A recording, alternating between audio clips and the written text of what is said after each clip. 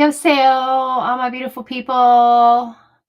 Welcome if you are here. We are live. I hope everyone is ready to join. I know it has been a while, a very long while. I will give everybody a chance to get on here. I know it's been a while, so everybody's probably like, what the heck? I did give everybody warning that we were going to go live today. So I'm sure everybody's like, wow, I can't believe we're live. So I hope everybody is on or coming on. I'm sure everybody's busy with their own lives. So welcome if you're hopping on or if you've forgotten about this channel, which you probably have. People are probably like, what is this channel? What's happening? But this is the alternate point of view. And I am Tracy Lee.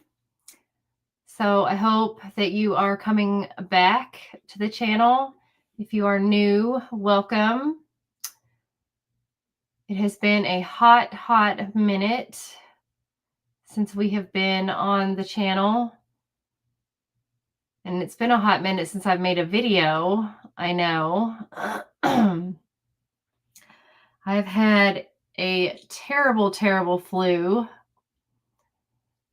that has literally sucked up 2 weeks of my life. And I'm still hopefully coming to the back end of this. So I'm hoping people will hop on here in a bit. We are going to talk about obviously some crime, talk about some sentences that have been going on this week that I have been missing. I'm hoping some people will join and we can recover from this flu and the holiday and talk about, I think, probably the sentence that is, I can't believe it's already December. If you guys are tuning in and hopping on, the sentencing, all the sentencings happened this week. Sarah Boone, Ashley Benefield, the trial that I didn't really pay much attention to was the Ferris wheel trial. And I'm still kind of wondering who in the family did it, but they obviously found the mom guilty. I think her name was Melody Ferris. And then we had the sentencing of, there's a few more sentencings that happened this week. We also have Daniel Penny, that the jury's been out for almost 5 days and they were deadlocked, which I kind of felt like that trial, I was really concerned that they would come back and find him guilty. I don't know how many of the jurors were leaning towards guilty and how many were leaning towards not guilty. But it's New York. So I'm kind of concerned with it being New York that they were leaning towards guilty. New York's a tough state to just even do anything in, because New York is always, it's such a liberal state. I'm kind of concerned about what their mindset is, what they're thinking. He even here in Austin, because a police officer was just found guilty, the police union is saying that they don't want the cops to answer any mental health calls. But I mean, it's kind of tough. How can you tell anyone's going through a mental health issue, which is pretty much everyone? So they don't want their officers answering to mental health issues. So that puts people in a kind of a tough spot. They don't want because I mean, everyone's going through some type of mental health issue, but I mean, cops can't tell if they're going through a mental health issue. So, one of our police officers here in Austin was found guilty of obviously excessive force. They don't feel like he should have shot the person.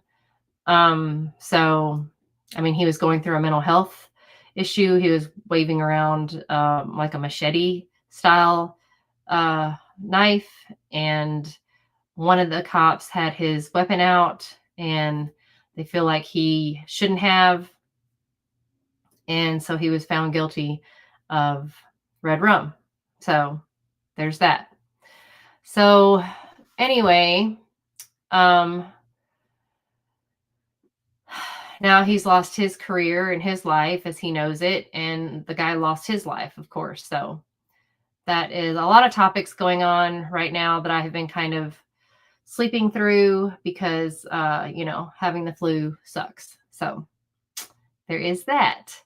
I'm hoping people will join today so we can talk about these sentencing, the Black Swan trial that they called it. Ashley Benefield was sentenced. We also had, I'm trying to remember who all was sentenced this week. Lots of sentencings, lots of things going on in the world.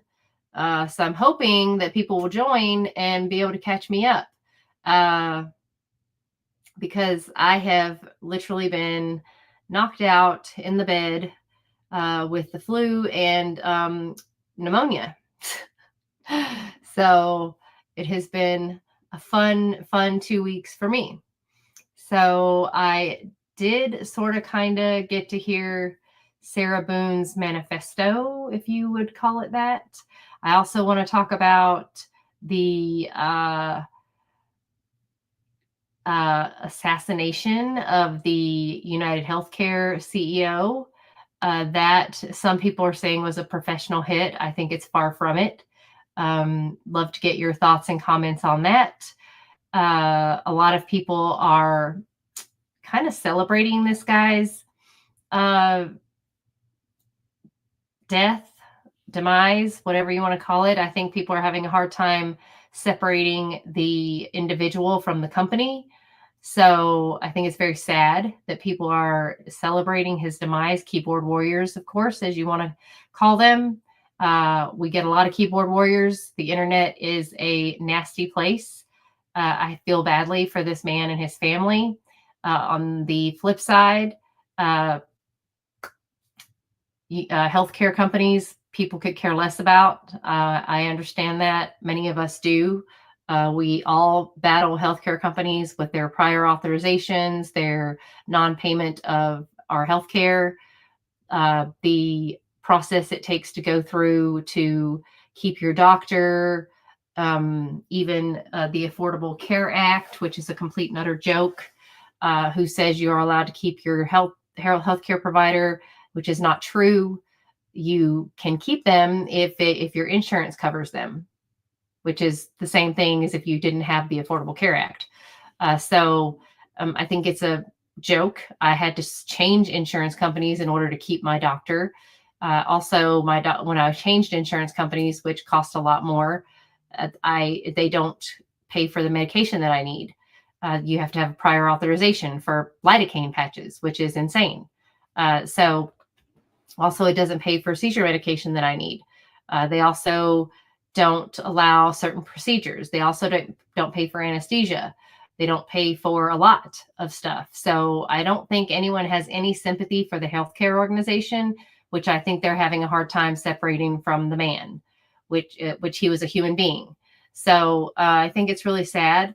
I think this person who did this red rum to the healthcare guy, the CEO, I think he got his message across. So they just think that he didn't. I think taking someone's life to get the message across is a bit extreme, but unfortunately, he did get his message across. I don't think it's going to be a long-term message. I don't think these greedy healthcare organizations are going to stick with these changes they were making, which I heard that Anthem Blue Cross Blue Shield and another organization was about to stop paying for anesthesia throughout the procedure, which kind of makes zero sense because they don't feel they need to cover the entire procedure's anesthesia. They think they only need to cover a portion of it. I know this because our insurance company decided not to cover anesthesia for a treatment that my now husband needed for his tooth care. They just decided, we paid for, he had to pay cash for the procedure. And basically they said, oh, by the way, we're also not going to pay for the anesthesia.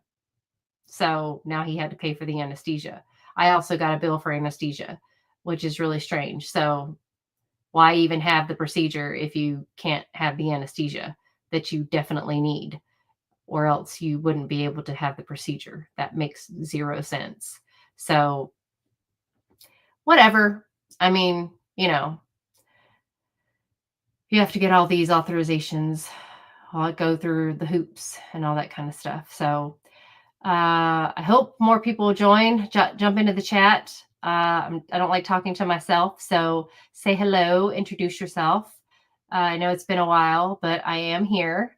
I'm barely here because I'm still in a tunnel. Being sick sucks. So I just wanted to catch up and say hello to everyone. If you haven't been here, if you haven't been watching my videos, I will be making videos again. Unfortunately, having the flu makes it really difficult and definitely hard to understand.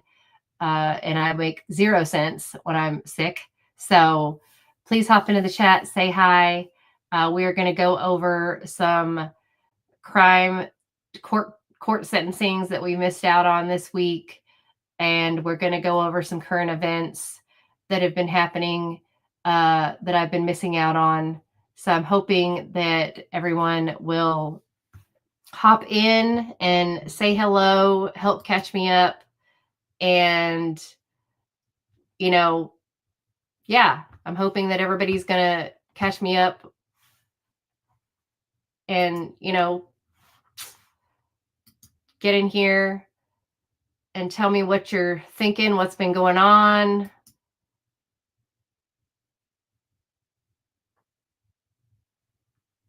And just tell me what your thoughts are. I want to hear them. Maybe 3:00 is not the best time to do a live. I don't know. I'm seeing other people's lives,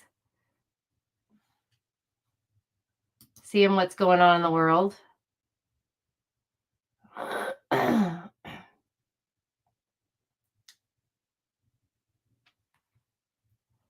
So let's see what's up.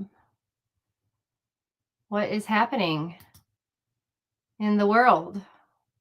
So I have 2 people. That's great. It's more than I thought I was going to have since I haven't been on here in a while.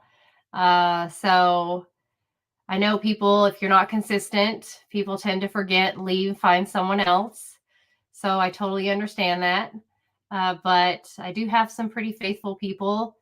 So we'll see what happens. We'll see if they show up. So let's just go right in and see what I wanted to chat about today.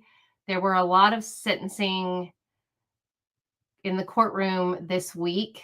So I saw Ashley Benefield. She got, I believe, 20 years. So she will be up for, I don't think she has to serve the entire 20 years. Maybe someone can verify that for me. But she got sentenced to 20 years and then I think 10 years probation. So she got off pretty easily. So her daughter will be 23, 24 maybe when she gets out. So she is going to miss a lot of her daughter growing up, but she'll still be young enough to see her daughter, which is more than I can say for Doug Benefield. he's not going to see anything. I do think that the judge was very sympathetic to her. I think that the doctor who was on the stand and said that she was suffering PTSD, I think that somehow, some way, she was able to get to the judge. I don't think that the jury saw her PTSD as a, uh, I guess, as sympathetically as the judge did. I think that she didn't get that wool over the jury's eyes as well as the judge. So I think it's sad and terrible that she was able to get over on the judge and that she didn't get life or a much stronger sentence. And what bothers me about this the most is that I'm just going to always revert back to Michael's case because Michael is charged with lying to the police. It's a misdemeanor. And he got up to 15 years, which is absolutely insane to me. And Ashley Benefield gets 20 years for taking a life. And Daniel Penny was looking at 15 years in New York for, obviously they had him charged with taking a life, and he was protecting other people on a subway from someone who was threatening to take other people's lives and his own. So here you have people's sentences for taking a life, and not Daniel Penny, I believe, was trying to protect all those people on the train. And you have a woman who actually took a life and tried to claim that she was suffering abuse and PTSD, what have you. And really, I believe she had this plotted and planned the entire time. And she gets 20 years.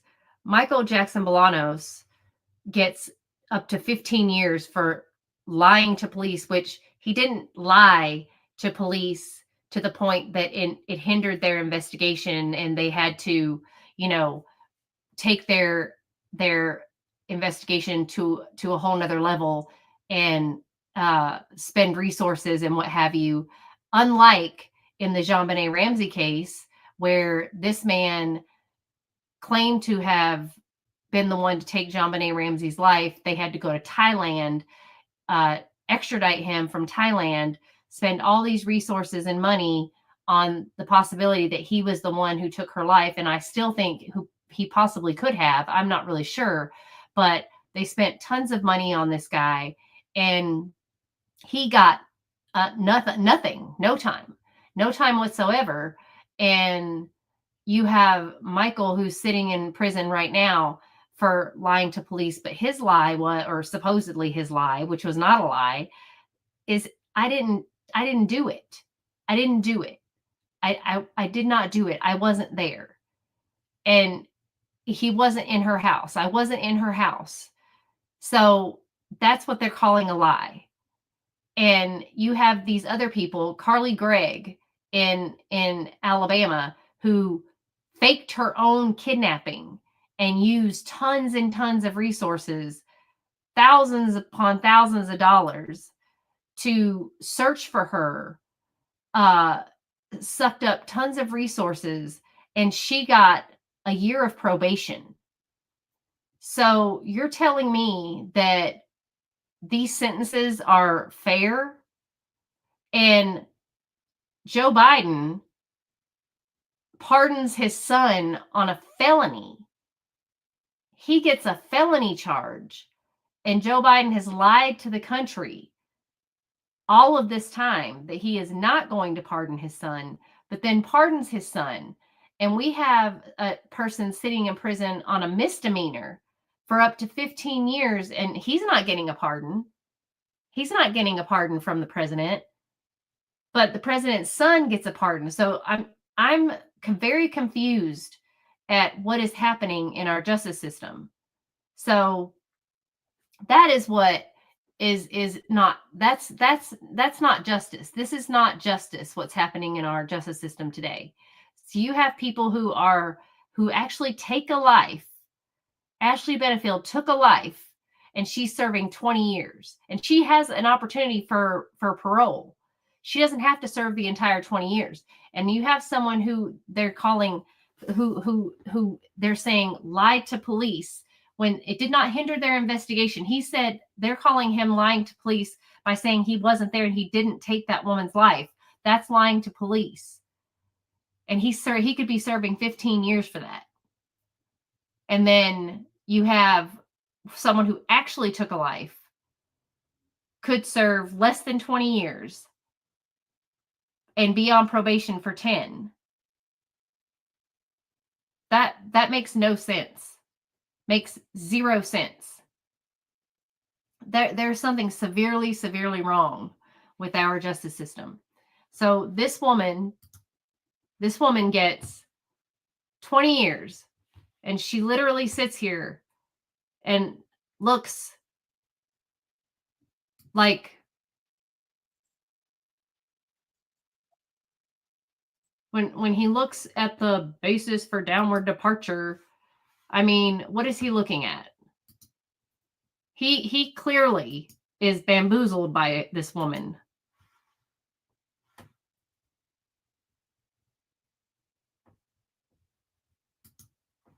Bamboozled, completely bamboozled by Ashley Benefield. Consider all of the facts and evidence that have been presented to me. My ultimate conclusion, Ms. Benefield, is that this is not a downward departure case. So with that said, the sentence of the court will be as follows. I'm going to sentence you to 20 years in Florida State Prison. That's to be followed by 10 years of probation. Upon your release, and the Florida State Prison was, of course, with all credit for time served, you must initially report to the Bradenton Department of Corrections. We'll be able to provide you a map of where that is. Cost of supervision will be a condition of supervision. Based upon the testimony of Dr. Russell today regarding you suffering from and being diagnosed with PTSD, the court is going to order as a condition of your probation that you obtain a mental health evaluation at your expense within 60 days of beginning your probation.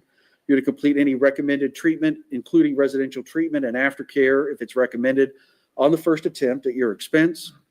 You're to provide proof to your probation officer regarding the evaluation, participation in, and completion of that treatment. If it's necessary for your probation officer, you'll sign any waivers or releases that are necessary for them to get the information that they need or speak with your evaluators and treaters. I am going to order the forfeiture of the firearm in this matter, that being the Springfield .45, and I'm ordering that you have given up all rights, title, and interest to the same.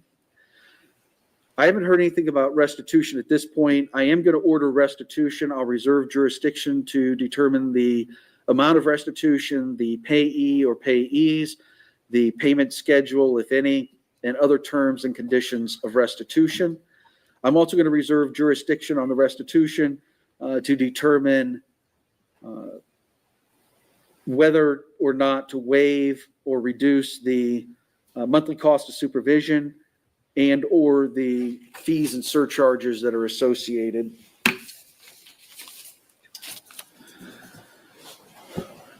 I'm going to impose the following monetary obligations: the felony adjudication of guilt court costs, $100 cost of prosecution. $200. Do you have an affidavit? I don't have it with I me. can look. If you need one, we can get one. It's required by Florida law.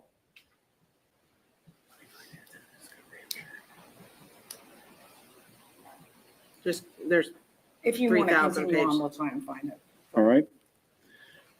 If an affidavit is for cost of investigation is presented, I'll order $200 to the Marietta County Sheriff's Office. For now, I'm going to make all the legal financial obligations a condition of probation.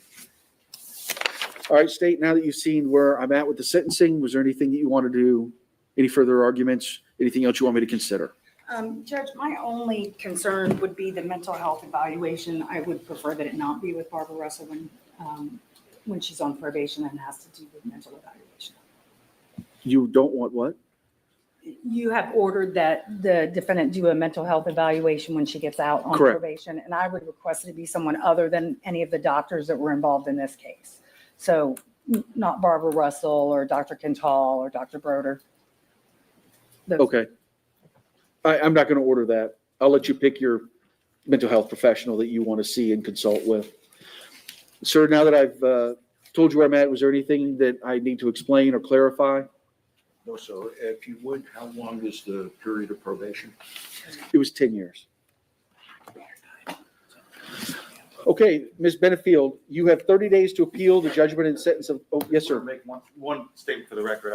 I object for the record and argue it's an abuse of discretion based on the undisputed facts not to grant a downward departure. Oh, yes, sir. Absolutely. I think that's generally preserved no matter what, but I do too, but I print your belt. But the appellate courts like to find not preservation, so I'm overly careful. I understood. Belt and suspenders, no problem at all. Yes, sir. So objection to the abuse of discretion for not granting the downward departure. Noted. All right, Ms. Benefield, you have 30 days to appeal the judgment and sentence of the court. If you can't afford to hire a lawyer, one will be appointed to represent you. Go ahead. Sorry, I just have one thing. Is it regarding appeal? Regarding, Appeal? No. Oh, well, go ahead then.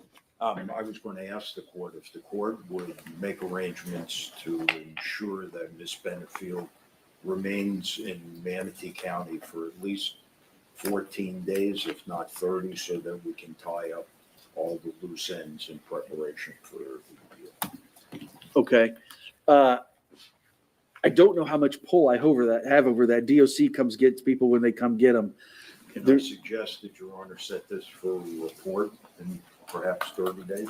All right. Why don't you send me an order directing the sheriff to hold her pending any final hearings or matters? And I'll. Judge, the most specific thing, we're going to be filing a motion for bond pending appeal, so that's why. Oh, keep her there for that. Yeah, so to avoid the necessity of her going back and forth. Absolutely. So do me a favor, contact Kelly, my JA, get that set. I didn't see it's been filed yet, but get it filed. It has not, but I will file it tomorrow. All right, get it filed. Talk with Kelly about getting a hearing date, and then I'll sign an order to hold her until after that date. Absolutely. Thank you, Judge. Thanks. Of course. Okay, for the appellate purposes, what I was going to say is, ma'am, speak with your attorney. You can hire someone if you want, a private attorney for that. If ultimately you are going to seek the services of the public defender, I'll just need a financial affidavit and a motion to appoint. And then once Mr. Taylor completes all of his obligations as trial counsel, we'll get a local PD appointed and then the 10th Circuit PD. All right, ma'am. Thank you very much. Ballerina convicted Wow. of killing her husband in the so-called Black Swan murder has been sentenced. At 24 years old, Ashley married 50-year-old. So the judge is like super, super nice to her. I think that him only giving her 20 years, I don't know if that was the maximum he could give her. I don't know what his options were for her. I'm not really sure. But she literally took his life. She planned it. She plotted it. I think that that doctor really got to the judge and was able to, clearly the judge was on her side. Somebody's on her side. And giving her that lenient of a sentence. I think that he didn't say she had to serve 20 years, period. When the judges don't mention the possibility, without the possibility of parole, that gives me pause. It makes me think that she has a chance at parole early.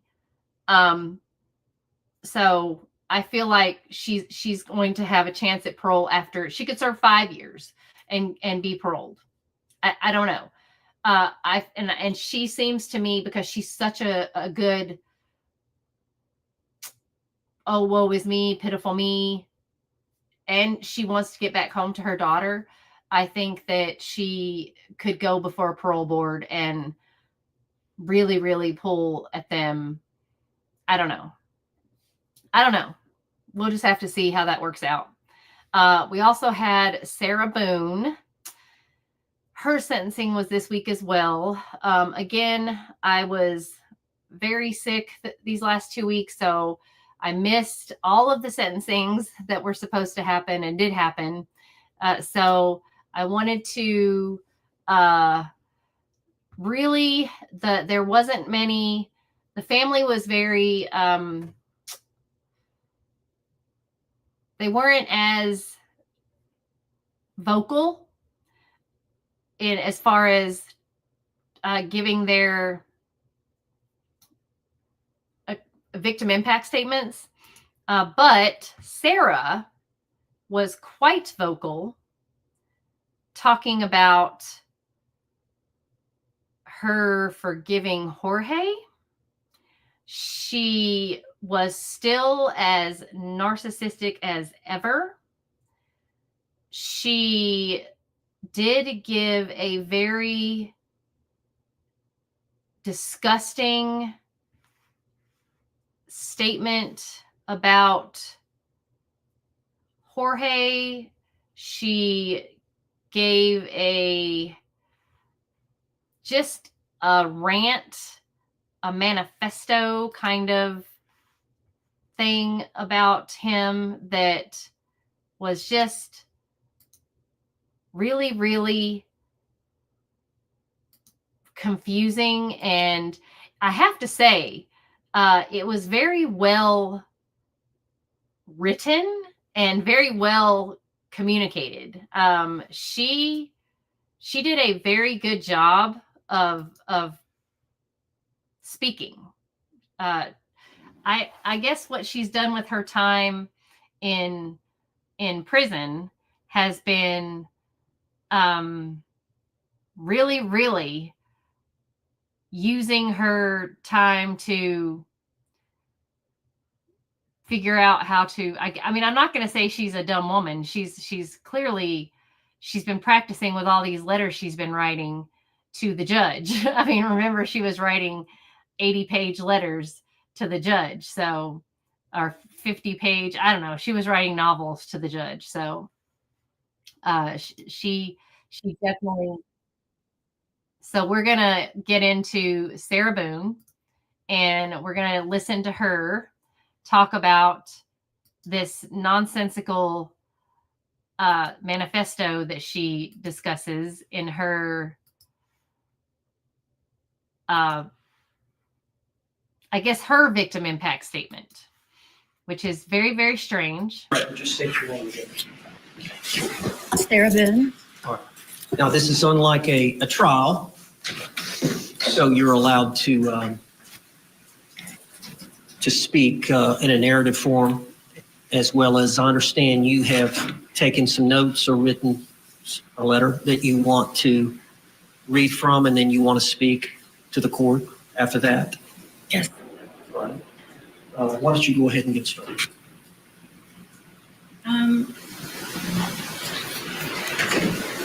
This is actually an edited version of. If this is the edited version, I don't really know what the unedited version could have been. I had a lot to say. I've had a lot of time to think about things, and I didn't really know how to put it on paper. And I didn't know how much I could say or how little I should say. So what I have here is, like I said, an edited version.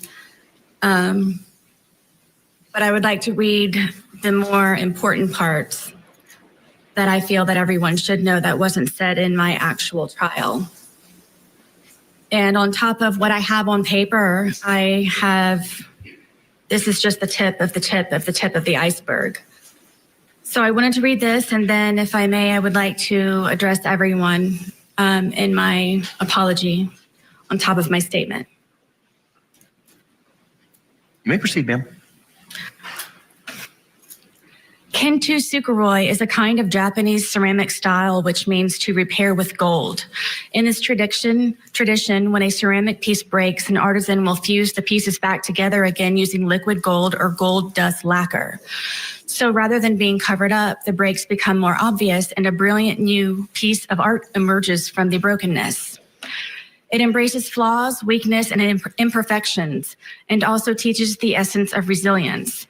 Every crack in a ceramic piece is a part of its history, and each piece becomes more beautiful because it has been broken. This is the wisdom of Kintu Sukuroi. In my wisdom and with all of my repairs, then, now, and ongoing, God is, has been, and will always be my artisan. All of my gold is forgiveness.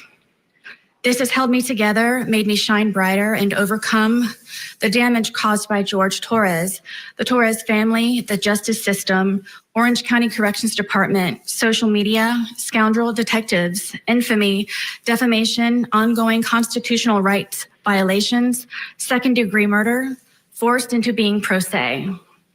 Just as gold is very precious, forgiveness is invaluable. Forgiveness is not an attempt to change or forget who, what, or how you've lived through to be so gold, but an act of grace, humility, and considerable self-compassion to be set free from sorrow.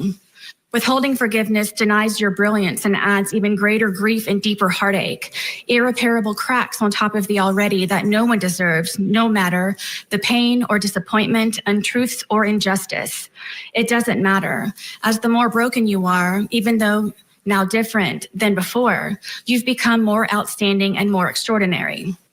Above all, when you let go of blame, misunderstandings, excuses, give up your anger and cease from resentment, this is forgiven. And when you forgive, you heal. And when you heal, you move forward. My goal begins with George Torres, and every time he slapped me, kicked, punched, spit on, raped, stabbed, choked, laughed at, pushed, pulled, dragged, whipped, tripped, stole from, lied, terrorized, threatened, humiliated, forced, degraded, made me cry. Every time he tried to end me, defeat, or destroy. I forgive George for beating me senseless, for trying to sleep because I had to go to work or my son's field trip the next day, for ruining my deceased family's heirlooms, traditions, and keepsakes, my son's furniture, destroying the television we watched together, for wrecking our townhome by breaking windows, punching holes in the walls and doors, ramming his entire body into glass doors, kicking in my front and back door over and over and over, for breaking or removing the locks from all of the doors and sometimes the knobs altogether, so I had nowhere to feel safe, including the sacred space of my son's room where he beat me bloody on his bed. For terrorizing and threatening my blind and deaf dogs by leaving the gate open I built to keep them safe, telling me he hoped I'd find their bloated dead body in the pond or scrape their remains off of the pavement, for kicking them off of the bed and throwing across the room because they were trying to protect me, for threatening to make me unrecognizable to my son by breaking all of the bones in my face, like his brother Moses did to him after he kept seeing all of the bruises from George beating me, like all of the times their father beat their mother, for all of the drunken rages and fist fights with so many neighbors when wandering into their apartments during hunting expeditions after I had escaped, for drowning me in liquor and wine because I didn't want to drink, causing me to urinate on myself, then butting the end of the bottle in my face, giving me 2 black eyes and a bloody nose, for making me experience what it is to be sodomized, threatening to kill my friends and the neighbors when they checked on me to make sure I was alive and in one piece, for threatening to burn down our townhome and set my car on fire because I got a job, for holding me hostage on weekends my son was supposed to come over by keeping my keys around his neck, my phone in his crotch, and a butcher knife stuck in the middle of the table as a warning not to ask anything or try to leave, for stabbing me in the leg and not letting me call 911 for an ambulance or seek help, where I nearly bled to death until I concocted a lie to save him from being arrested, for destroying my phone with a hammer because my son called, For me experiencing ever being arrested and after today, prison. For beating me almost blind, crushing my occipital lobe. For having me experience what it means to see stars like in the cartoons, where a character has a tall lump on their head. I had that too, and many times. For dragging me downstairs by my hair in the middle of the night just to sit next to him. For taking my car driving drunk with my debit card to buy more alcohol while I slept, even after I kindly explained the importance of my car to take my son to school foremost, me to work, and he to his batterers intervention classes and probation officer meetings, where I would be forced to sit for hours in the parking lot waiting for him. For causing me so much trauma and pain, mentally, physically, emotionally, I had to be hospitalized more than once. For destroying my reputation and integrity, for my M for murderer scarlet letter, not letting me feel safe to live, talk to other people, spend time with my son, have a job, friendships, simply go to the bathroom with the door closed, or go to sleep soundly or comfortably. I forgive George for lying, for him trying in so many ways, so many times, to end me with his terrifying love. I also forgive the Torres family, his mother and father foremost, also his 2 ex-wives and daughters, all for knowing who George was capable of and has done in the past, his history of violence and where he learned it, then to keep turning a blind eye when I would ask for help. All of his siblings, including Farrell Torres, who is now on his way to prison for stabbing the mother of their baby in the side of her head. For everyone who knew what George was doing to me, sometimes how and when, but allowed and enabled. I forgive them for caring too late. All right, Josh Schiffer, I want to bring you in and just ask you quickly before we have to go to a break. I am shocked that this is what she's saying and forgiving George Torres for all the horrible. That's what I think too. All right, stand by. Women. The woman accused. Someone's allegedly going to die in a suitcase back in February of 2020. What could I have done to stop this from happening to both of them? And after all the times Sarah tried to, by asking for help from all of us and so many times. Another great contributor of my gold is social media, with its greed, insensitivity, deception, obvious exploitation, and advantageous gain from my criminal case as a whole, and for sentencing me by anticipation as a result of ignorance and hate, conjured and fabricated by the organized crime that is social media, which condemned me in the court of global public opinion since the beginning. My family law case is the new prey waiting to be picked apart and pillaged from me being made infamous by social media in my criminal case. It simply seems I cannot forgive and be forgiven and move forward. Social media has made me a pariah. It has caused great oppression and undeniable disadvantages, especially by broadcasting and manipulating my cases online. In my criminal case, as a result, my opportunities to be given a fair, proper, and uninfluenced, successful conclusion was heavily depleted and poisoned. I forgive them. Also, all of the media tycoons for not having a life of their own, trying so desperately to make themselves seem so right by making me appear so wrong. Forgiveness for prejudgment, ridiculous theatrics, lies, making and taking blood money from my and others' misfortunes, accidents, and catastrophes. It's all over their hands and their keyboards. And even after all that's been said and done, theorized, hypothesized, scrutinized, and blasphemed in my case, still no one knows me. In the end, I forgive myself for not choosing my life sooner, for not being more brave, vigilant, bolder, and outspoken, stronger, mentally, physically, emotionally, and spiritually, for being hopeless, desperate, simple-minded, weak, and inexperienced.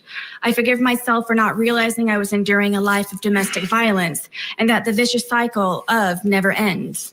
I had nothing to compare to. I've never been hit by a man ever before in my life. I was raised hitting a woman was wrong and should never happen. No excuse. I forgive myself for not escaping permanently, for not fighting back sooner to save myself, my son, my dogs, home, and car. Having 20/20 hindsight thinking of everything I could have done differently or better to avoid the outcome. I think about this every day since. Also, of all the good days we had together, for him at least, while I was constantly in hyperdrive, high alert, and paranoid, making sure I did everything right all the time. If not, the great possibility I would be ended as George threatened me with so many times before. I forgive myself for falling in love with a monster, and no matter how grotesque he may become, I still loved him, hoped, and forgave. I tried breaking the spell so he wouldn't be a monster anymore. I saw who he was inside. George made me then, now, and always love him for all of his cracks also. We made each other our own brilliant pieces of art from the cracks and repairs. Unfortunately, not all cracks can be. In all of my forgiveness, George is my greatest lesson and will forever be a part of me. I think of him every day and still speak to him when alone on the rec yard. I ask his forgiveness and that he looks for me at the gates of heaven so I can tell him how sorry I am endlessly and that I never stopped loving him. In all of it and still. When I first came to jail, I put my mat under my bed and cried all day and all night for months, only falling asleep from being so exhausted with grief. I wrote him letters. I wrote his family and his daughters, apologizing for asking for their forgiveness. But due to fear that my life or sons would be jeopardized, I did not send. I am sorry. I cannot begin to fathom any of their grief and sadness. Please forgive me. Almost everything reminds me of him, seeing my stab wound especially every day especially. It truly reminds me that all I really did live through. George haunts me. He is everywhere. I believe because I do still love him, think of him, and miss his laugh the most.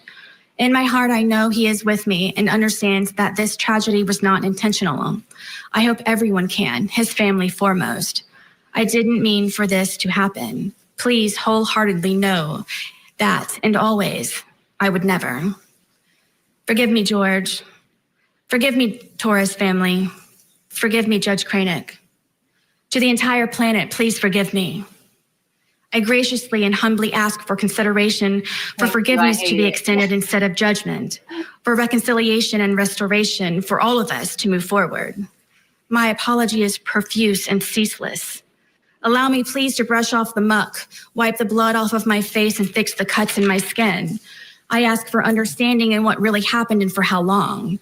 For second chances, repentance, and redemption, to advocate for all domestic violence survivors, to help them overcome, heal, and still hope, always, to make their voices heard, to confidently walk with all of their scars on the outside and the inside, to help them not ever become a casualty of domestic violence as so many others, to stop the abuse and maltreatment before it's too late.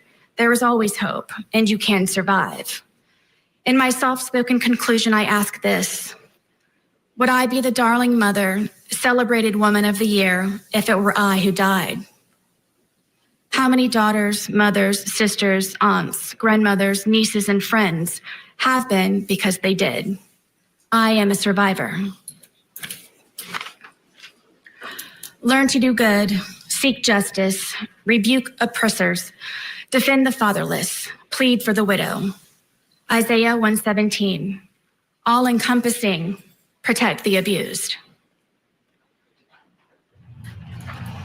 Wow, let's bring back in criminal defense attorneys Jack Rice and Josh Schiffer. Jack, let me start with you this time. Asking forgiveness, or rather granting forgiveness. Sorry.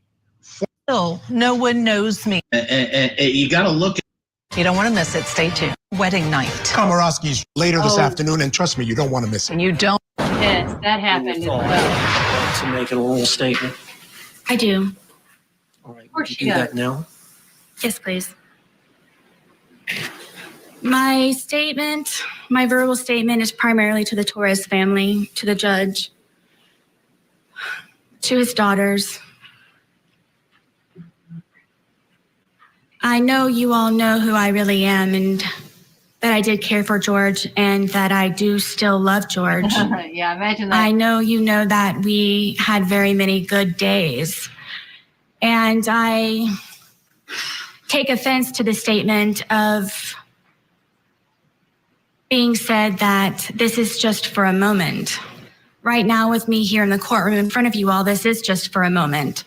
But the moments before that, in order for me to be here, is endless. It's everlasting. I heard about it.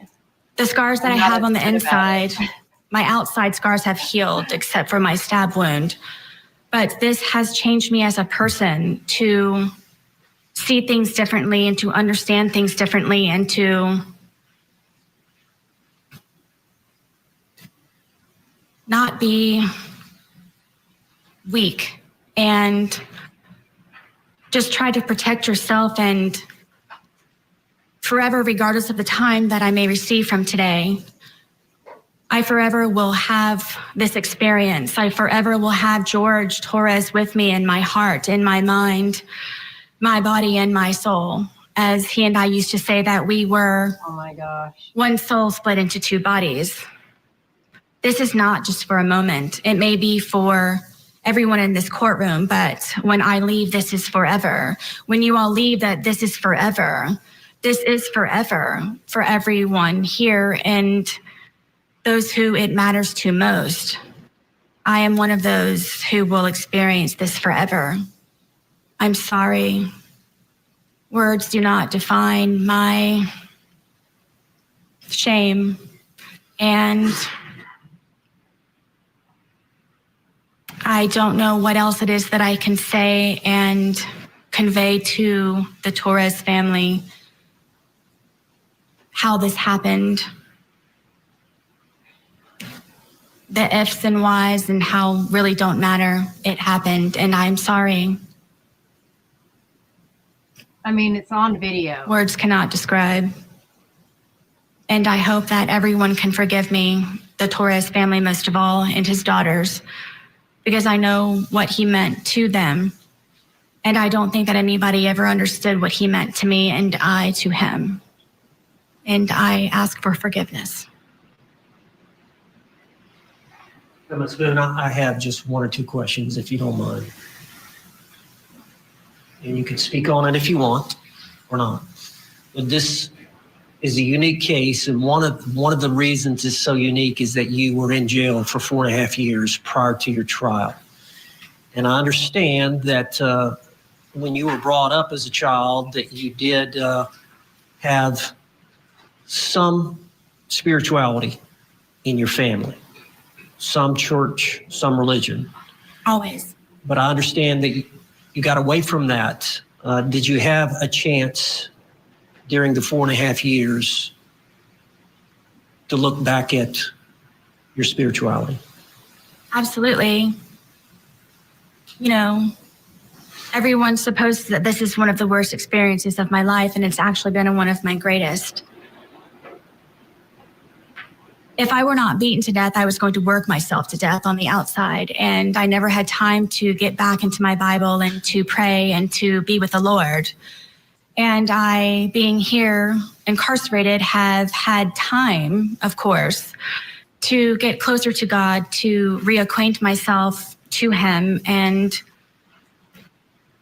realize what it's all about. This is all temporary. And when I say temporary, I don't mean by being set free in jail or from prison or wherever else. It means being set free and temporary, meaning that you work for something higher. You work for God, that you strive for your crown to be placed upon your head by Jesus Christ by being said, "You have done well, my good and faithful servant." I've always tried to be a good and faithful servant. I was just a servant as opposed to doing all that I can when my family were alive and I was going through everything up to this point.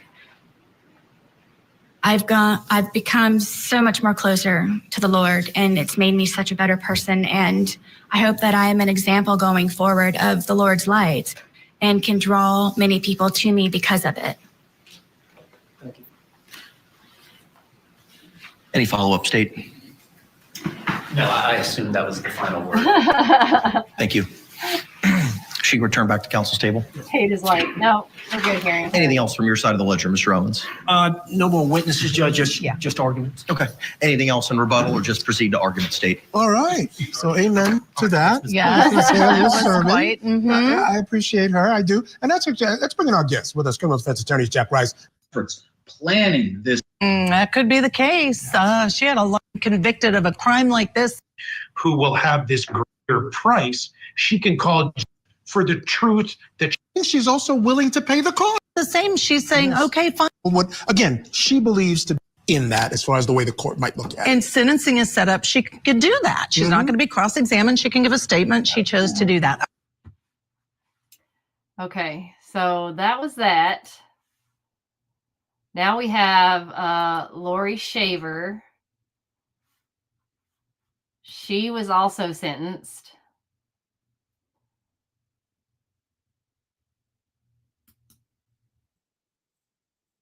Another Florida.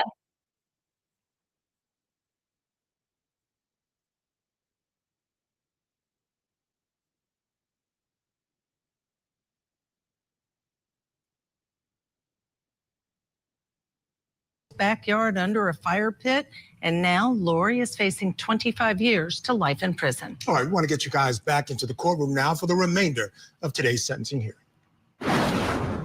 On evidence. It was likewise objected to throughout the trial continuously as to the form of the introduction by the state. I brought to the attention of the court that the state entirely relied on circumstantial claims of evidence. And that would be, it was always everything the state declared was going to be a timeline, whatever it was. Smith went back through the history and stated a case called court had declared foundation for that evidence except that of foundation. They argued to the jury in their closing. Now he tried. I've just all the way to the bitter end. Imposed against Lori Shaver at this stage.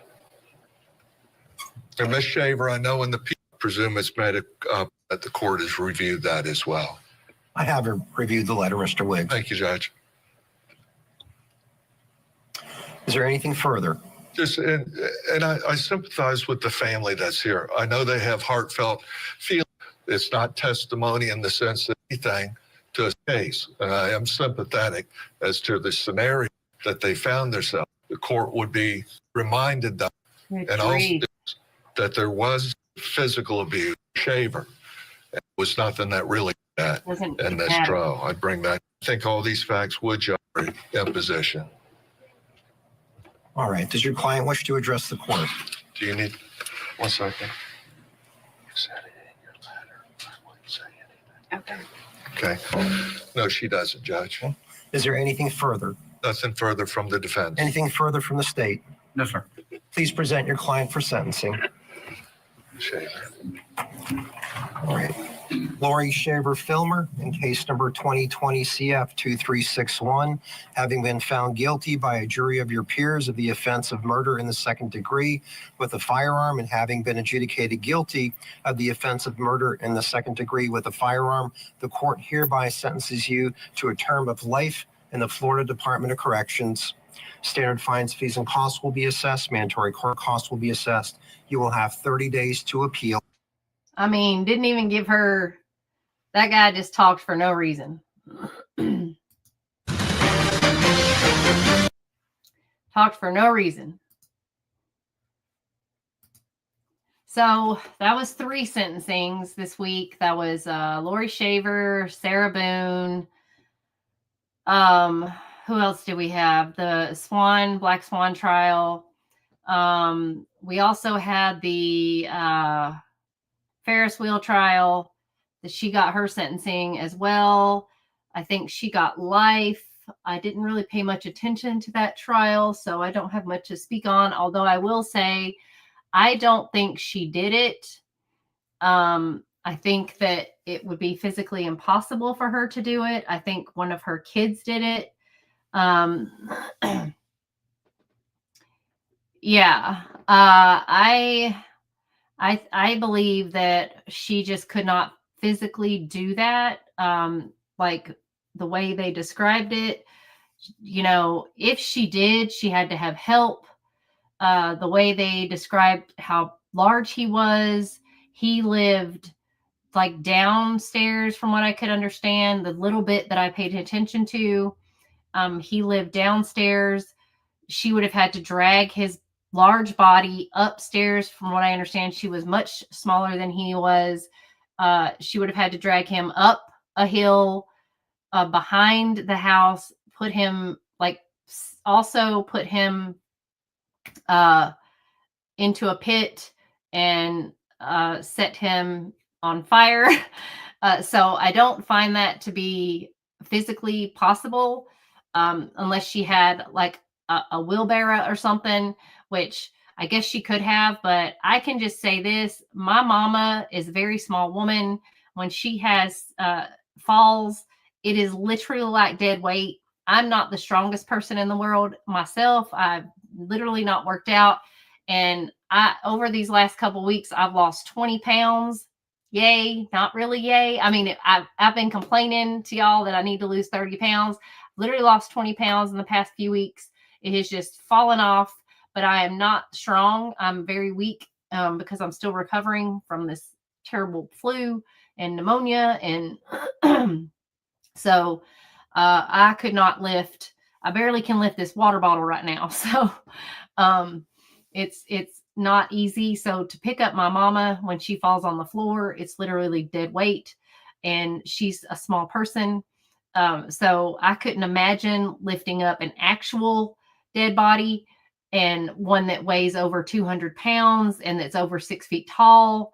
I would find very difficult and without any help, especially. So it just doesn't make any sense. And I'm saying a lot of ums because I have not been on here a lot. Clearly, I have not been on here in several weeks. So my articulation is not there right now. So I apologize for that. And we also had the Daniel Penny trial. I think I talked about this earlier in the video. They have been deadlocked. They are deadlocked. The jury came back. I don't know if they said if the judge was giving an Allen ruling, which means they want the jury to go back and do a little soul searching and decide whether or not they can come up with a verdict or not. But it seems that they were unable to come to a unanimous verdict. I am afraid that, let me see, this is the latest on Daniel Penny. See if we can get this up on the screen. 2 charges against Daniel Penny. He is an ex-Marine charged with the 2023 killing of a homeless man named Jordan Neely on a subway in New York. Let's go straight out to our courts and legal reporter, Zach Schoenfeld. Zach, what's going to happen now? Yeah, Drew, quite a striking development here on the 4th day of jury deliberations in this trial of Daniel Penny. And it all ended with now the top charge in this case, that being second-degree manslaughter, being dropped.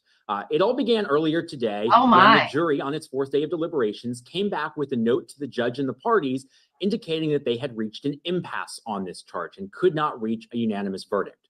What the judge did next is he gave them what's called an Allen charge, which is an instruction to the jury that essentially encourages them to keep trying, to be flexible, to try to reach that unanimous verdict one way or another, but to not give up and settle on them being at an impasse. They then went back to their deliberation room, kept talking. They sent another note asking a technical question about the charge a little later.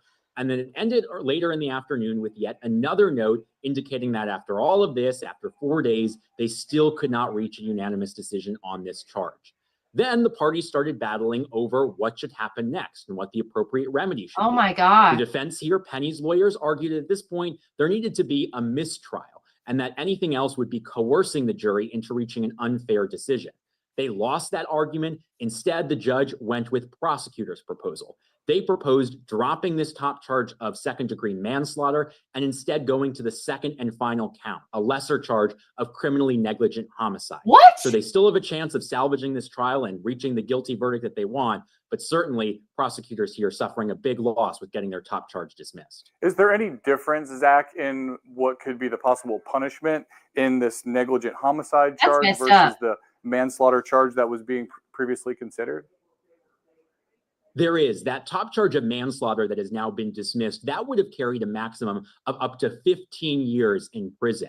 You compare that to now the second charge that the jury will be considering as their sole count. That can carry a sentence of up to 4 years in prison. Oh my gosh, so quite that a stark is so difference. messed up. Of course, any final sentencing decision will be up to the judge. Those are just the maximums. But this is, expected to be now a lesser penalty than what would have been on the top charge. But at this point, it's still unclear as to whether the jury's verdict on the second count will be any different than the first. Yeah, and jurors back in court on Monday morning. We'll continue to follow this case. Zach Schoenfeld, thanks so much for joining. Thanks, Drew. Okay, that is super messed up. I'm just going to say that. So the jury could not come to a unanimous decision. They could not, they were deadlocked. I think that this is a witch hunt trial. I think that the judge and the prosecution deciding to drop the manslaughter charge is super messed up. I think that it's because they didn't have a case to begin with, okay? Because they were trying to make this about race. This was not about race, because if it were, they literally only chose Daniel Penny. There were two other people that were helping Daniel Penny. And one of those, I think both of those people were Black. And they didn't charge those guys. They didn't charge those guys for helping hold Jordan Neely down. They only charged Daniel Penny, who was white. So if you want to talk about it being about race, why did they not charge the other two guys? Daniel Penny obviously had him in a chokehold. The other two guys were holding him down, but they were Black. So they didn't charge them. They only charged Daniel Penny, who was white. And they made it about race, which it was not about race. It was about a guy who was threatening people on the subway and threatening to hurt other people and himself, and saying he didn't care if he had to go back to jail. Obviously, he didn't care if he had to go back to jail because he was getting 3 free meals and a place to sleep. So Jordan Neely obviously had some mental health issues. Who would know that? Who would know if you have mental health issues? It's not like you're wearing something that says I'm mentally ill. So Daniel Penny stepped in along with 2 other people. He wasn't alone. He was with 2 other people who also were also Black. Okay. They were Black. It's not like, but they didn't charge those guys. That's why they had to make it about race. So I think this is a witch hunt trial. I feel like this is messed up. And the fact that they dropped the manslaughter charge and they're going for a lesser charge is messed up, because that means New York is just one jacked up state. So they're trying to go for whatever charge they can get. And I think that's super messed up. I think it's messed up because I think that's influencing the jury in a different way. I think that they're just trying to get a guilty verdict one way or the other. And I think that's messed up. So I'm just going to put that out there. That's how I feel. And I think that they're telling the jury, look, you can't agree on manslaughter. Maybe you can agree on this charge. So I think that's messed up. So there's that. That's how I feel about the Daniel Penny trial. So I just think that's messed up. I think that's messed up. I think that something is wrong in New York. I think they have issues. And I'm really bothered by that. I think that this poor kid, I think both of them obviously there's no winners here. And Jordan Neely was still alive when the cops got there. And for the medical examiner to say that he died from the chokehold is a lie, because he was still alive when the cops got there. And the cops said that he was still alive. And there's video to show, there's body cam footage to show he was still alive. The chokehold did not kill him. So I just think it's so messed up. This country is so messed up. And I'm just really irritated by this whole racial divide. And the fact that they didn't charge the other 2 guys that were also holding him down. It's just messed up, because those guys were Black. It's not a race thing. I'm too sick to get on my soapbox right now, but that is messed up. And I think that for the judge to dismiss the first charge, which is the main charge, then that means the prosecution didn't have a strong enough case. They will do whatever it takes. They will do whatever it takes to make this about race. And that's how I feel about it. That's how I feel about it. And I think that is a super messed up situation. And I think that they're just trying to do whatever they can to make this about whatever they can. I just think it's messed up. So we also have other things that have been going on that I've been missing out on. I'm sure you guys can catch me up on some more stuff. But we have things, let's see, a lot of stuff. Hunter Biden. Let's talk about Hunter Biden. So Joe Biden basically lied to the entire country and said he was not going to pardon his son, right? Not going to pardon him. He had KJP go up in multiple press conferences and say that he wasn't going to pardon his son. He wasn't going to pardon Hunter Biden. Not going to do it. Not going to do it. I believe in the justice system. I believe that, whatever the justice system says, I'm going to go with it. That's what I'm going to do. I'm not going to pardon my son. I'm not going to pardon my son. And then you have all of the Democrats eating each other alive, turning on each other. You have The View. You have, everyone turning on each other, saying that he just changed his mind. He just changed his mind. Did he, though? Did he just change his mind? It's odd to me that he went back 11 years and said, you know what? He's pardoned from everything he's ever done. What's so strange is, to me, that they're trying to make it seem like, so many people are not charged with this, lying on what the Democrats now are so big believers in, gun control, right? Gun control, ghost guns. They're such big believers in all of this gun shenanigans. But yet Hunter Biden himself lied on paperwork in order to get a gun, right? Because he's a drug user, right? That's what he is. He has been known to abuse drugs, what have you, because the Democrats are holier than thou. They can do whatever they want, what's good for thee, but not for me. That's how they present themselves. So Hunter Biden lies on paperwork to get a gun. And because the 0. whatever percent are actually charged with that and actually convicted of it. But also 5 to 6% of people are charged with lying to police. I'm going to continuously go back to Michael's case because this is an actual thing. Only 5 to 6% of people are charged with lying to police, but convicted is even less.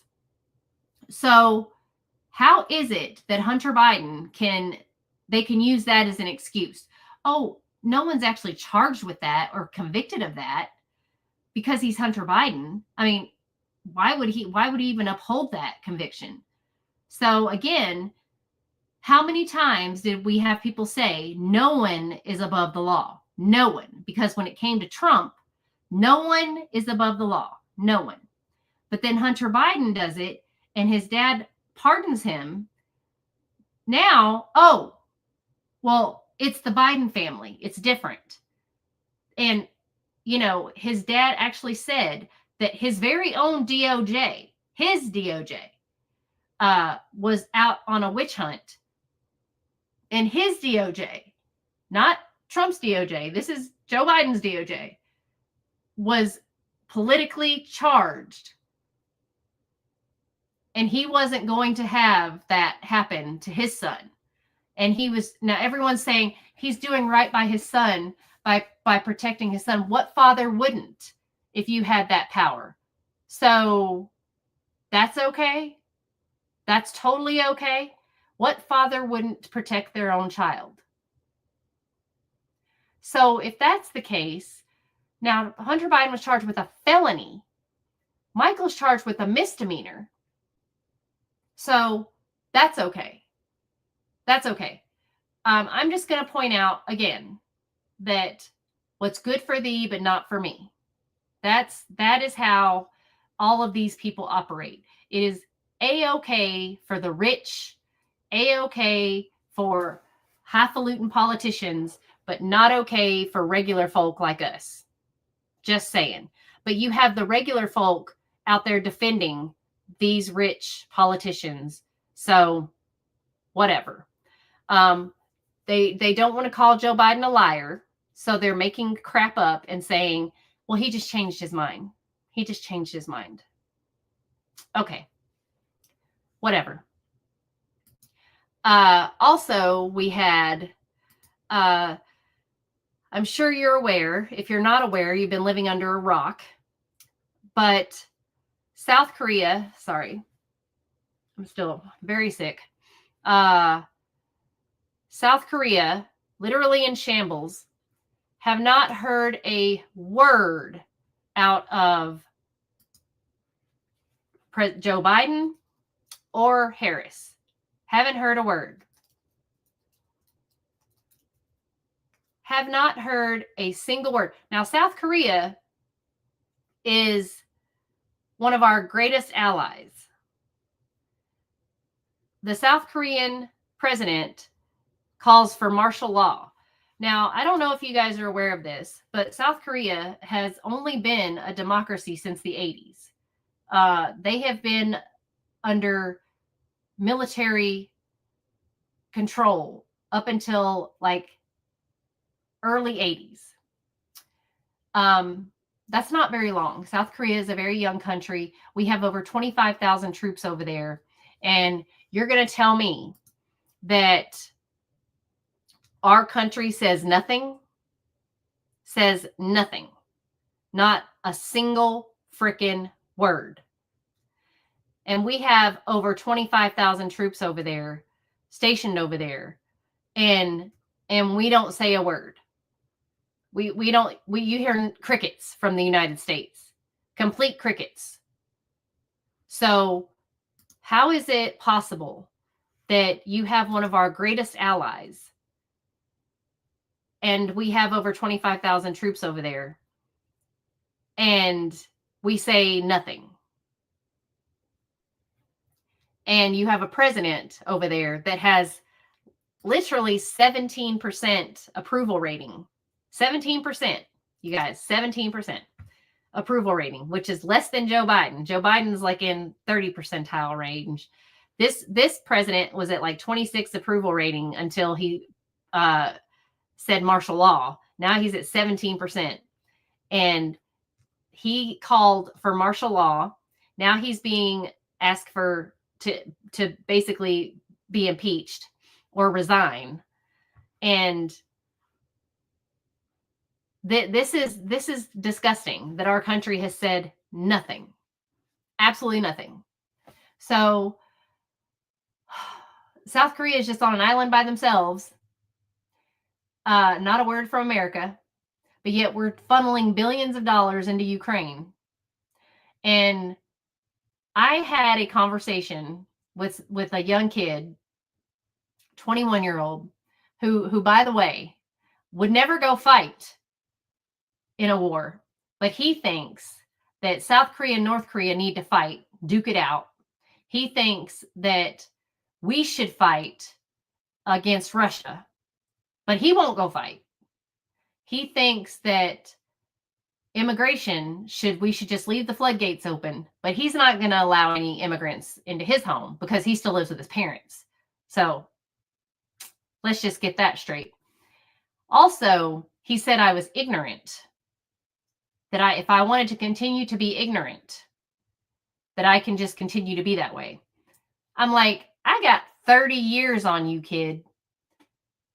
I was alive. I lived in Germany when the wall was up. Excuse you?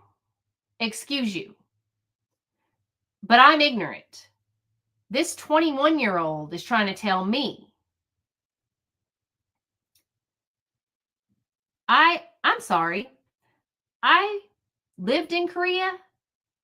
I don't remember, obviously, when it was under military rule. But I lived in Germany. I do recall the protesters outside of the military base. What? But I'm ignorant. This kid is trying to tell me that South Korea and North Korea should just go to war. And that we should go to war with Russia. That it's time. But he's not going to go to war. Make that make sense. Can anybody make that make sense? I'm just waiting for somebody to make that make sense. How you have these 21-year-old kids today telling me, I don't know what the heck I'm talking about.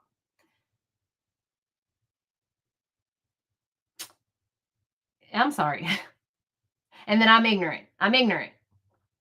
Love that. Love that. Okay. So South Korea calls for martial law. America has not said a word. This happened Tuesday night, and America still said nothing. Have said nada, zip, zilch. Okay. I'm shocked by this. Also, we have, this is because, if they don't impeach this president, then this is going to be a disaster for South Korea, because he could call martial law anytime, which is going to lead to a dictatorship. This is very, very bad for South Korea. So it's looking rough. It looks like they may have enough votes to impeach him. I don't know. They had a meeting with him. Someone had a meeting with him, and he's still talking about martial law. So this is dangerous. So I don't know what's going to happen. We also have things going on with all of the, I think I've already talked about the taking out of the United Healthcare CEO, which is wild. There have been some very awful comments on the unfortunately he was very young, by the way. He's very young, 50 years old, my age, CEO. They're talking about, where was his security team? What? Where was his security team? He's a CEO.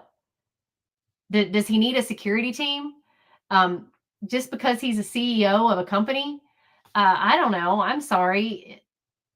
I guess healthcare companies are going to they're walking things back that they have decided not to cover, but that's not going to last long. His death will be in vain. These healthcare companies are not going to change what they're doing. They're not going to change asking for prior authorizations. They're not going to change the hoops that we have to jump through to get healthcare. The Affordable Care Act is a joke. People are angry. People are not being very nice to this man who lost his life, because they're having a hard time separating the man from the company. Okay. Which is sad. Someone had to lose their life for people to vocalize how they feel. But it is keyboard warriors. So, the internet is a shameful thing. So I find it very sad that people are being so ugly about this man's life.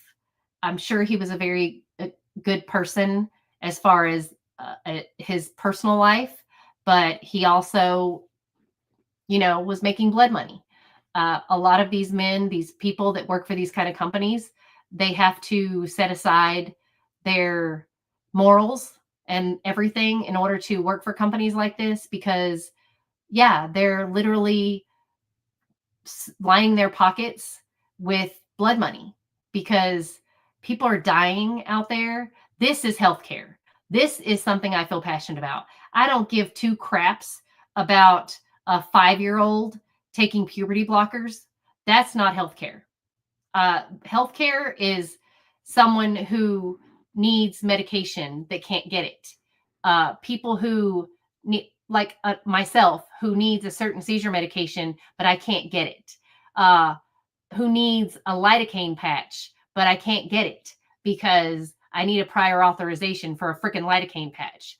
I need a prior authorization for medication that I absolutely have to have, but I can't get it. I need a prior authorization to go to the hospital, but I can't get it. You need anesthesia for surgery, but you can't get it because they don't want to pay for anesthesia anymore. So these are the kind of things that are actual healthcare, not people who, these companies are paying for puberty blockers for children, but they're not paying for anesthesia.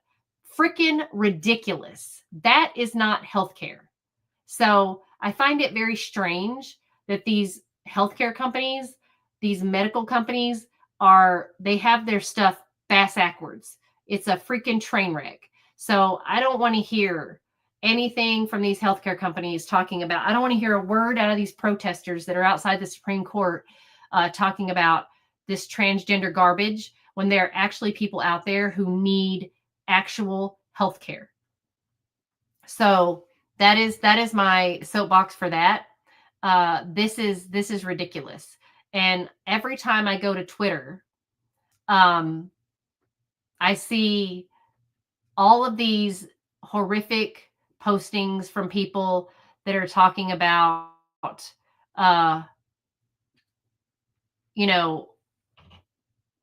this garbage about how much they hate Trump. The hatred that's going around on the internet is absolutely disgusting to me.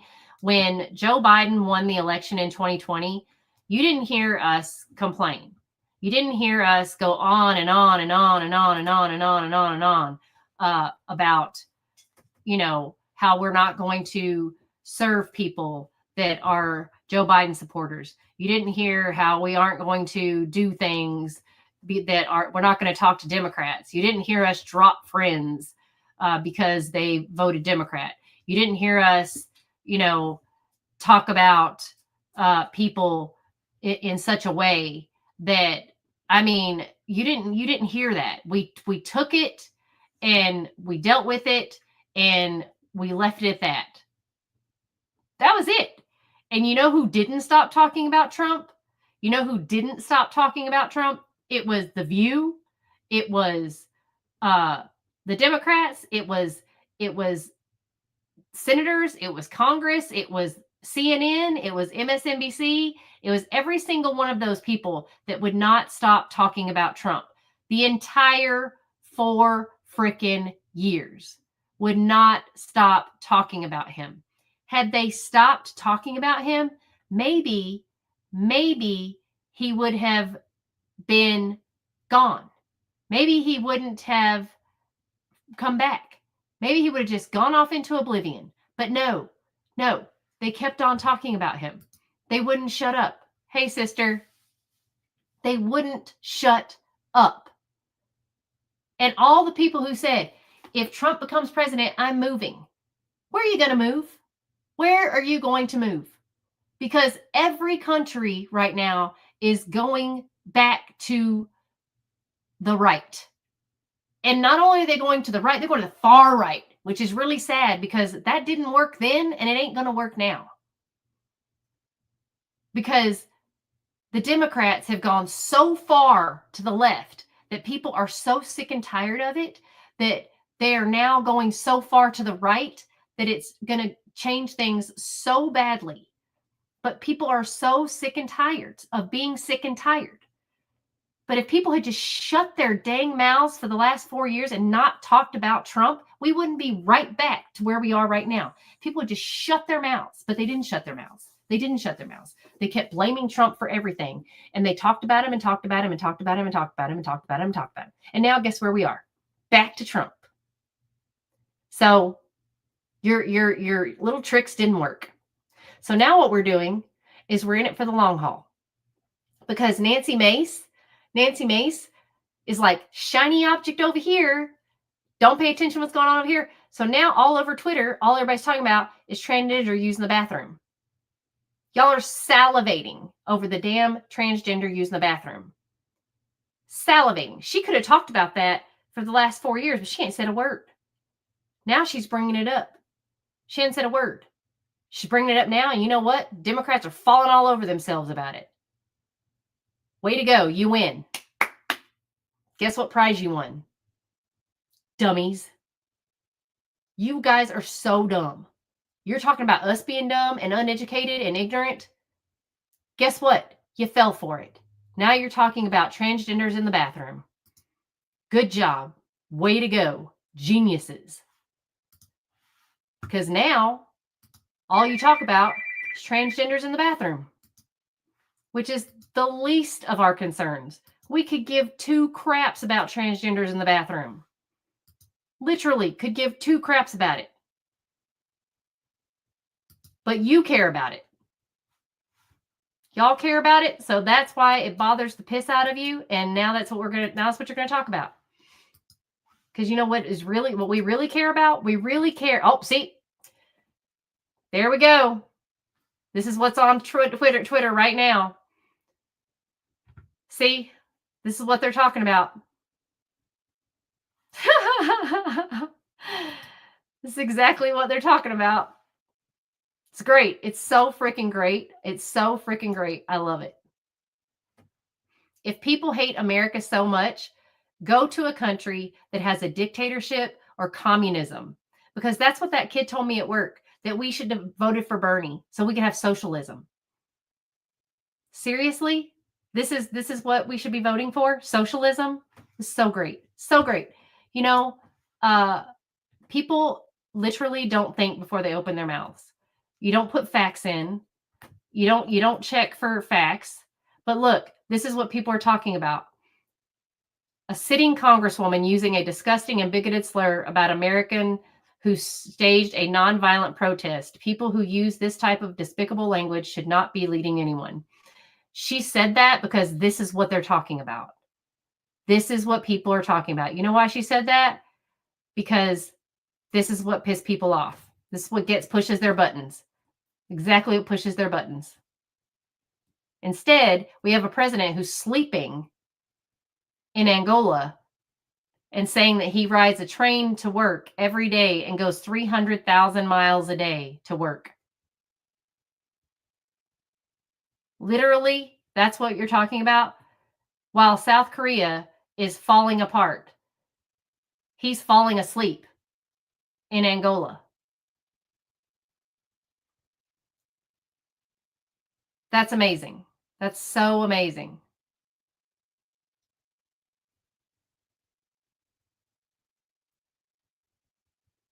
And then you have Sharon Stone going to Italy talking about Americans being ignorant and less educated and not well traveled. And she's telling the Italians how they have lived through ruling, like dictatorships and rulings. And I'm like, what? You're telling that country how they have lived? Chick, please. What are you talking about? You just called Americans stupid. So, yes.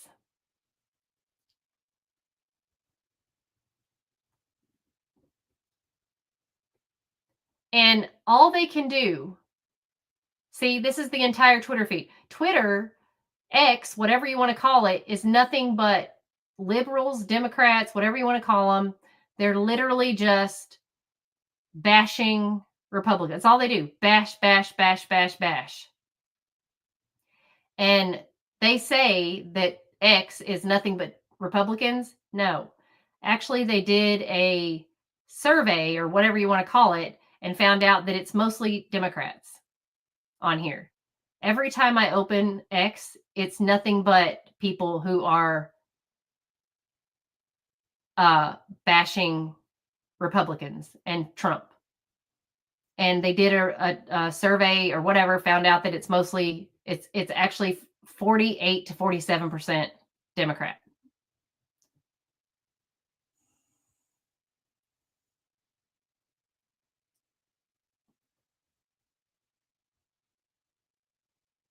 And then you have Tim Walz.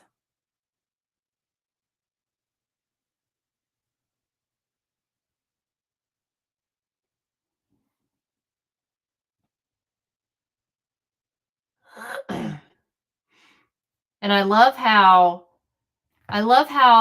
the Dems or the liberals or whatever you want to call it, yes, they live very privileged lives, Gwen. They have no idea what's going on in the world. And also all the celebrities that Harris pulled out were all paid. They were all paid to endorse her. But the great thing is all of these people that are talking all this crap about Trump being you know, he's, first of all, he's never been convicted of any of the things that they're accusing him of. Second of all, Clinton, it's okay for Clinton to not have, I did not have sexual relations with that woman. It's okay for Clinton, but not okay for Trump. It's okay for Democrats, right? It's okay for any of them to do what they do. It's all right. It's A-okay. It's okay for Hunter Biden to pay for sex, to do drugs. That's A-okay. It's okay for Joe Biden to call black kids. It's okay for him to call black people not black if they don't vote for him. It's okay for him to call black kids cockroaches and corn pop and say that he doesn't want his kids to go to school in a racial jungle. But, because that's way back when he was senator, that doesn't count. That's A-okay. But not for Republican. No Republican can ever say anything derogatory. So we're left to a higher standard. That's totally okay. So I'm just kind of like frustrated that, you have these people going on Twitter or TikTok and they're making these videos. This one lady literally went and made a TikTok and said she was not going to service anyone who voted for Trump. Her business, she would rather go out of business than service any customers of hers that voted for Trump. And that got all over TikTok. So her customers have stopped going to see her. And she's losing the majority of her customers. She has had to go apply at Chipotle, like all these other like fast food joints now, because she's losing her 22-year business because she cannot get her customers to come back now because she called them all misogynist, racist, and rapist. Homophobic. She called all of her customers that voted for Trump. You can't call your customers that and then expect them to come back to you. What? Like, then another business, she refused to serve, like, she has employees. She closed her business and said she would not serve anyone who voted for Trump. And now she's had to close her business. Because, hey, guess what? As much as people want to say that people who voted for Trump were dumb hillbillies, uneducated hillbillies, actually, a lot of people who voted for Trump have money. I don't know if you want to know this or not, but some people have money and they spend that money in your business. But hey, guess what? Not anymore. When you're calling people uneducated and dumb and that's not going to get you anywhere. And when you tell people that you're not going to serve them because they voted for Trump, guess what? 77 million people voted for Trump. That's 77 million customers you have lost. So good luck to you. I just think that this country is so bass-backwards. You cannot treat people like that. No one did that when Biden won. You didn't have Trump people out there saying, we're not going to serve Biden supporters. We're not going to do that. We're not going to talk to Biden people. We're not going to treat Biden people that way. No one did that. We were not that full of hate. And we're not that full of hate. We don't hate people we don't have that kind of hatred towards people. As much as people want to say we do. We don't hate people like that. And see, here's the other thing. Look here, Jordan Neely's parents are suing Daniel Penny over the death of their son. Never mind that the coroner's report, never mind the fact that they abandoned him and forced him to live out on the street for years instead of having him institutionalized when he posed a danger to them. These parents, where were they when he was alive? I'd like to know that. See, this is such a farce and such a show. It's ridiculous. So ridiculous. These parents were nowhere to be found when he was alive. Nowhere. Absolutely nowhere. And this woman on Twitter, Joe, whatever her, is nowhere. She is so full of hate. It's ridiculous. she's so full of hate. Now they finally found a possible match to the healthcare assassination person.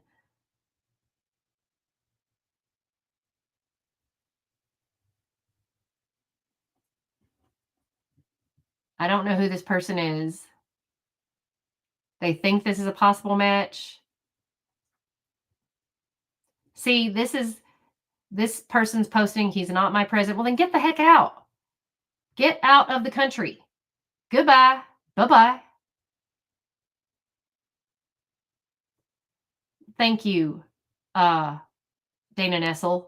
No crap. Porch pirates ahead of the holiday season. Wow, that is so. I mean, thanks, Captain Obvious. This is what I love about Twitter.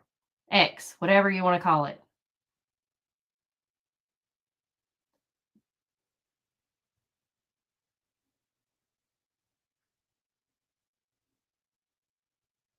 I mean, people just say whatever they want and don't suffer any consequences. This guy is burning himself. This person, in October, I marched to the White House and lit my arm on fire to protest our government role in assisting in crime of genocide. As a result, I lost my job as a photojournalist for a CBS affiliate. I'll live on Instagram. I'll be live on Instagram. Wow. You lit your arm on fire. This is the hill you want to die on.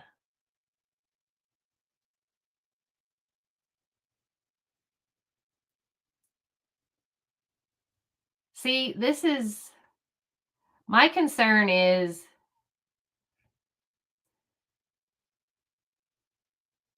polite reminder to all customers. Please do not order food if you're not going to leave a minimum of a 25% tip.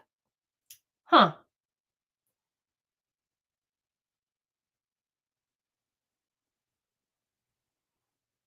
Oppenheimer star Emma Dumont comes out as trans masculine non-binary. What does that mean? Can anyone tell me what that means? I'm just curious. Is that a thing?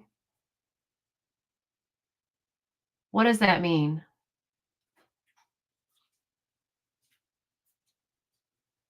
Oh yeah. Just want that money, of course. I mean, you know.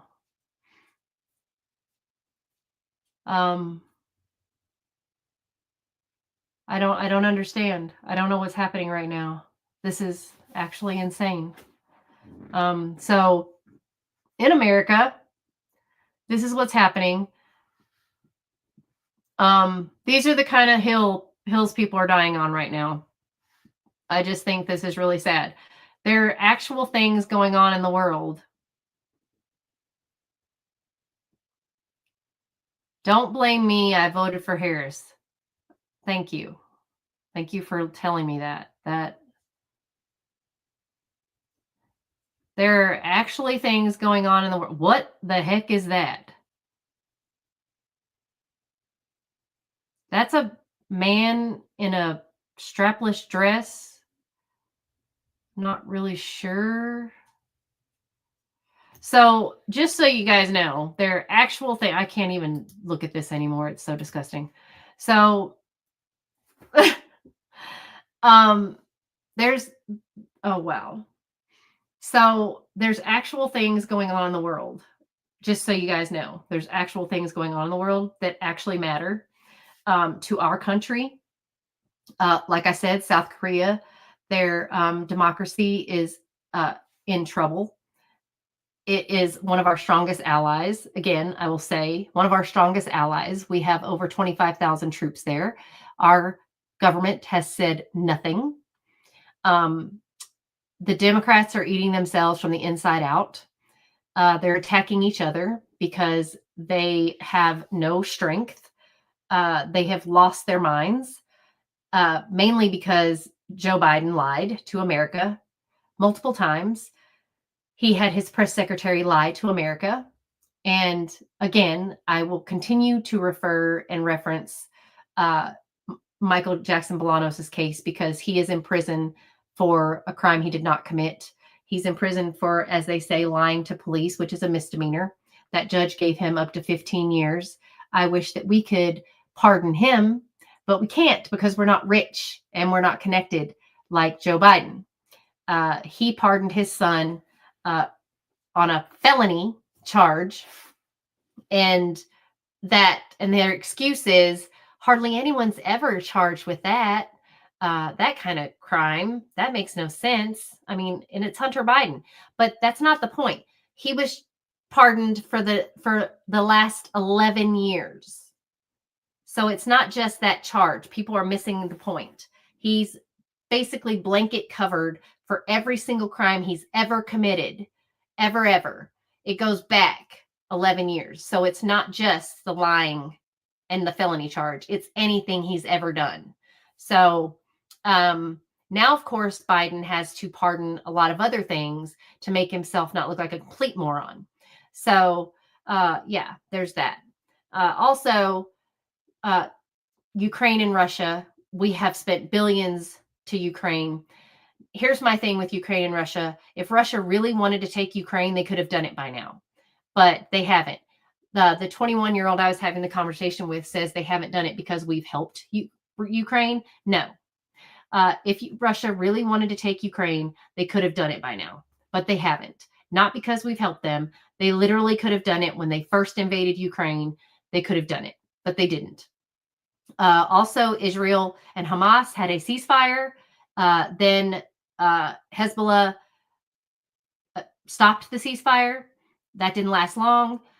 Also, every time they release a video of a hostage that they have, they end up, that hostage is either already passed or they take away that hostage's life. Regardless, Israel and Hamas are not going to stop. This is going to continue. There is going to be no ceasefire. Also because Hezbollah, Syria, Iran, they're all in this together. So this is not going to stop. We also have France, who has kicked out their prime minister and their president, whatever you call it. And he's not leaving. He's not going to leave until he finishes his term because he is, I mean, there's things going on in the world. If Kirsten were on here, she'd tell you what's going on in Germany. In Germany, the far right is taking over because they've had enough of the far left. And it's really sad because we know what happened when the far right took over last time, and it was not good. So things that are happening around the world are not good. The far right is taking over in places like France, Germany, Australia. Things are happening around the world that matter. And the United States is just and don't understand that these things are very, very, very important. We also have America, where the right has taken over here because we're sick and tired of what's happening with the left. So the entire world is going to the right. And that is because we are sick and tired. Everyone is sick and tired of what has happened with the left. The left has gone way too far. It is fine if we are in the middle somewhere, but we can't seem to be in the middle. It's either one way or the other. The pendulum has swung to the other way. And unfortunately, people don't know how to agree and meet in the middle. People don't know how to have a common discussion and just be in the middle. I was having this discussion with someone else that I know that, you know, I don't know what it's like to be in a war-torn country. I don't know what it's like to live through war or have suffered through that. Obviously, my sister and I lived in Germany when the wall was up. My sister doesn't remember as well as I do, but, you know, we were kids. But my sister doesn't remember, obviously, when the Germans would be at our fences by our military base, where the Germans would be protesting for us to leave. They didn't like Americans. I remember. My sister was too little to remember when, you know, we were just having fun. We were kids playing in the snow. But I remember when the wall was up. I remember the divide. I remember a lot of things that she doesn't remember, but we never were in a time of conflict. But I remember when the wall came down, I remember being there when, those things happened, and to have a 21-year-old tell me that I'm ignorant and tell me that I don't know what I'm talking about is very disturbing, because it just baffles me that these kids right now have no understanding. It also baffles me that a lot of people continuously talk about their ancestors, what they lived through. I understand that, but I didn't live through it. I didn't live through those times. You didn't live through those times. So you can't compare. You can't say what it was like, because you weren't living it. You didn't live it. I didn't live it. So I don't know what it was like. I understand that those things happened, and that's really awful, but I didn't live that. So I can't say what it was like to live in war-torn Korea in the 50s. I don't know what it was like for my family to have suffered and lost everything. And I don't know what it was like for Japanese rule. I don't know what it was like to have military rule. I don't know what that was like. Both my moms lived in Korea during that time. Just talking to my mama yesterday, she was in the military in Korea when there was curfews and they were under military rule. So I can't imagine what that was like. So I can't imagine what it was like for my family to flee Korea, but I don't know what that was like. But now seeing this happen now in my lifetime, where, martial law was called, and for America to not say anything is very disturbing to me. So I don't understand. I just think it's really sad, the things that are going on. This is the crime channel, but it's also the alternate point of view. So I have an alternate point of view. I have my point of view. I know everyone on here has their point of view. So that's what we're here for, is to have discussions, to have viewpoints, and to discuss things that are happening. And I just wanted to have this chat because I have missed out on so much, being basically bound to my bed for the last couple of weeks and not really knowing what's going on and trying to catch up. But my biggest thing was missing out on all the sentencings that happened the last couple of weeks, and what's going on in South Korea. And I'm still kind of foggy and out of it. But I wanted to catch up on what was going on, and I'm going through a hot and cold moment still. So, but I did want to catch up with everyone, see how everybody was doing. I appreciate Gwen. She's my only member, but I appreciate her so much. She's been working really hard on her channel, reading the Bible in a year with Gwen. So please check out her channel. She's been working very, very hard, posting videos every single day. She's also studying the books of Enoch. So please check out her channel.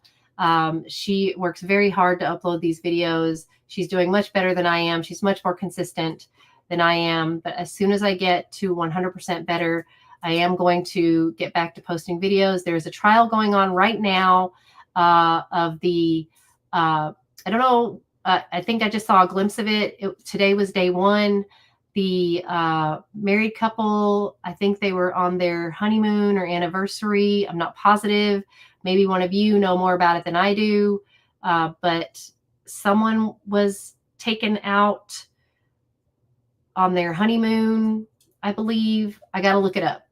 I will watch day one and recap it. There's also an Ole Miss student trial that's going on as well. I have not caught up on that. I think they're on day 3 right now.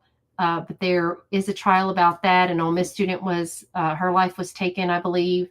And then, oh my gosh, you guys, I also saw, yes, Gwen's channel is really picking up, you guys. Her reading the Bible, her books of Enoch are really taking off.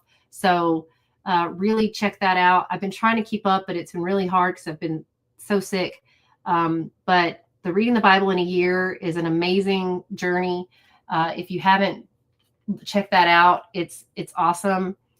Because if you haven't tried to read the Bible, I can tell you, when I was praying to God one day, I was looking at, like trying to connect with God, and God told me, he's like, you're not reading the word. That's why you're not connecting, is because you're not reading the word. And Gwen, thinking of doing her channel when she started this journey, it was so easy because her videos are not long. They're not long videos. They're very short.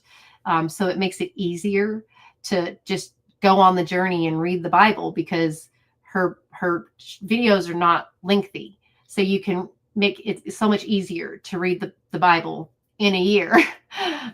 So it's great for kids too. So it's not like she's just reading, and she's not just reading. She's actually engaging, and she has really good illustrations along with it. So it's great. Also, I don't know if you guys have been following the couple that got married and were hit in their golf cart after their wedding by a drunk driver. She was not very remorseful of what she did. She was on her jailhouse calls. She was very, oh, woe is me. Why did bad things happen to good people? I can't wait to get out. This is terrible. This happened to me. I'm not a bad person, this, that, and the other. She wasn't very like, I took someone's life. She refused the breathalyzer. She refused the drunk driving test on the side of the road. She told the officer she only had a couple of drinks. It was very, very sad. The bride passed away on impact, and the other 3 people in the golf cart almost lost their lives as well. They have been going through multiple surgeries. It was so awful, absolutely awful. The victim impact statements were horrific. It was just terrible and hard to watch. I mean, imagine getting married and losing your spouse the same day. And this very, very young girl taking your spouse away. I mean, it was horrible. And then to have to hear those jailhouse calls because they were public, having to hear that, because they were all over Court TV and Law and Crime. And I mean, it was just so, so sad. And also, you're going through rehabilitation. I mean, the father-in-law, he is blaming himself because in court, in his victim impact statement, he was like, I had one job. My only job after the wedding was to get them from the wedding to the destination. And he has blamed himself. It chokes me up to think about him in the courtroom saying, I had one job and I didn't finish the job. I didn't do my job. And that was to get them from the venue to the hotel or wherever they were going. And he now cannot bend down and play with his grandchildren. He can't do anything. He can't fix the sink. He can't get down on the floor. He can't do anything anymore that he used to could do. The husband almost passed away. He has been through I think 20 something surgeries. The brother, her brother, he was also severely injured, and she went through the windshield. So it's just so sad.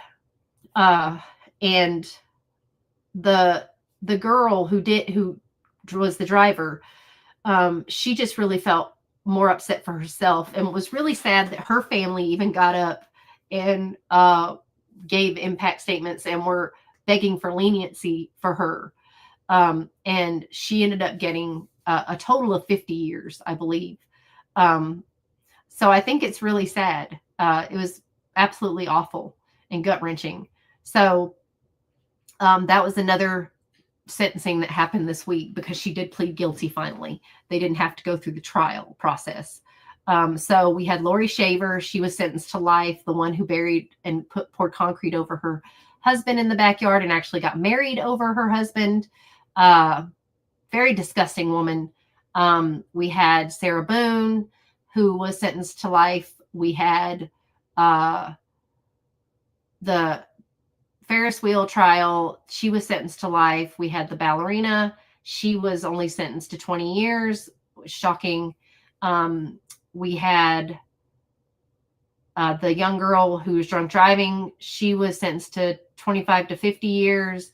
We have Daniel Penny that they have dropped a manslaughter charge on. And now they're going for the lesser charge. I don't know what the jury is going to do about that, but I think that's disgusting because I think the prosecution is trying to just get whatever charge they can get. And I think it's gross because, again, they're making it about race, and it can't be about race because the other two guys that were helping him were Black. And I think that's disgusting. It's New York, though. Also, we have the current events that we went over. So hopefully, you know, I'll feel much more like 100% when we have our next live. Maybe Monday we'll have a live and we'll be watching the trial about the, let me check and see what this is about. The couple, I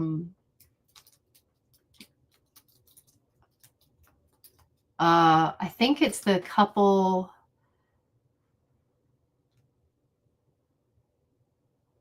So there's the Ole Miss student trial. Then there's the coroner accused of, there's the coroner trial. I don't know what that one's about. Oh, the wedding anniversary trial. That's the one that we could do Monday. If you guys want to watch that, it's day 2. So we didn't do day 1 today because obviously I was super sick earlier today. Now I'm cold. So hopefully by Monday. Just a side note, I did go to Florida for Thanksgiving, which is where I was sick the entire time. We were supposed to have our ceremony there. Obviously I was super sick. So hopefully I'll be taking pictures next weekend. We did have a small ceremony, very like redneck style because I was in my pajamas basically. So we will have pictures done hopefully next weekend. We will see how the weather plays out. And other than that, sis, I expect you to join as a member because Gwen is my only member. I think I mentioned that.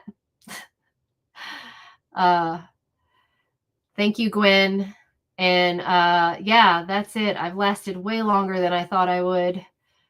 So I am going to go back to bed now. Thank you all who joined. I appreciate you all so much. And we will get back on track. Yes, we'll get back on track. And maybe I will get to go visit my sister and my mom in Arizona this month since I have airline credit. And yeah, that is that. I thank you all for joining. It was a very small crowd today, but I'm glad I got to catch up and chat with y'all for a while. So I will see y'all next time. Thank you, Gwen. Thank you so much. And I will try to catch up on your videos too. I know it matters because it helps your algorithm. And I hope people will watch your videos. And don't forget to post on Facebook and Twitter and whatever you're on because that will help as well. But yeah, I'm going to go get back in the bed. Thank you guys. I will see you next time.